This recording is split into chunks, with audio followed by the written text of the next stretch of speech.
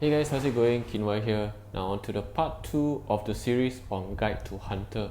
Now for this part 2, the intermediate level, I will be analysing map by map on the kite zones, the ciphers, the sweeping area, as well as viability of rocket chairs. Now these are the factors I felt would be crucial in determining your success rate and winning rate as a hunter. So before we move on to the video, I'd like to explain some of the terms that I will use here. Number one is kite zone. Kite zone is typically an area of the map in which there will be containing these few elements. Number one, high walls. Number two, pallets. Number three, windows. Now, a survivor can use all these combination of these three elements to prolong the containment period. So if you ever get kited into this area, right, do not be afraid to forego the chase. You can actually stop and check for shaking cipher and change target. Do not be afraid to do that, because if you commit to continue the chase, be aware that you will be wasting quite a lot of time. Number two, the second thing for this video, I will be talking about strong ciphers and weak ciphers. Now obviously the ciphers viability depends on where they are spawned, and some of the ciphers, they are located at a weaker area in the sense that perhaps there's no pallets nearby them. It's out in the open, it's stranded, in which for this kind of cipher is very good as a sweeping area for you to hunt down a survivor. The third term that I would talk about in this series is the rocket chair analysis, in where I will analyze the viability of the rocket chairs, because I felt that this is part of the game where it's very less talked about, and most of the time hunters, when down a survivor, would just immediately chair to the nearest rocket chair to them. Of course, we want to prevent the survivor from struggling free, but if you're able to tell the distance of the best rocket chair from your position, and if you're able to tie the survivor to the worst rocket chair to rescue from, that would actually really increase your winning rate. So in this analysis, I'll be introducing two new terms, which is a guard vision and post-rescue. So let me talk about guard vision first. What I meant by guard vision is that the viability when you do your camping, on how visible is your field of vision. If you can see rescuer coming from far away, you have a clear unobstructed view, that is very good. So I will give it from a scale from 0 to 10, 10 being the most visible, that you can see rescuer coming from any direction. That will be the best. The second term, post rescue, basically refers to the likelihood of you landing the follow-up hit after a rescue is done. So if let's say you hit the rescuer before the rescue is done, then you'll be entering to a blade wipe motion, in which you'll be about 3 to 4 seconds before you can resume the pursuit. So from 0 to 10, 10 being the most likely you're able to hit land a follow-up hit. So this factor depends on whether or not there's a window next to the chair, a pallet next to the chair, or other obstructions that may help them to juke against you. Lastly will be the angle of entrance. It's basically it meant how, if there's a narrow pathway that the rescuer will have to go through in order to rescue from the chair. So there are some chairs in the open area where angle entrance can be from anywhere, and then also there's some chair that is only very specific pathway that you can travel to. For example, the chair at the Moonlit bridge, so there's only coming from left or right, and it's for this type of limited angle of entrance, it would increase the likelihood of you doing a successful camp. I'll also be talking about my area of sweep, in which I will sweep towards the weaker ciphers of the map. Do this differently in contrary to memorizing spawn points, because there's a lot of spawn point sets. I can't memorize everything, and sometimes the nearest survivor to you may be at the stronger kite zone, and it would waste a lot of your time if you move to chase them. Compared to that, this method, I find myself able to down the survivor typically 20 to 40 seconds upon locating them, because of the nature of the weak cipher itself. So of course there'll be counterplay to this. For some higher tier survivors, they may not actually decode at these ciphers itself. So there's a lot of meta and counterplay. So take this with a grain of salt, but it will still be quite a good starting point in my opinion. So for this video, I'll be analyzing 3 maps: Moonlit River Park, Lakeside Village, and Eversleeping Town. So let's get into it.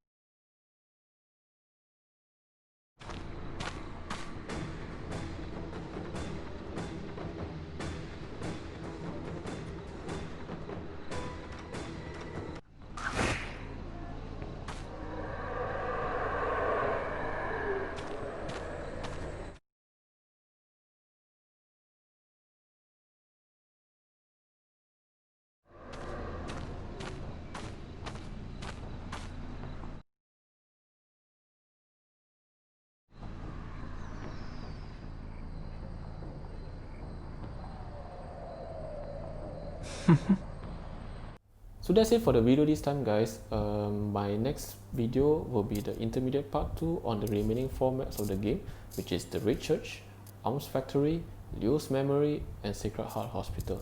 Until then, see you guys around.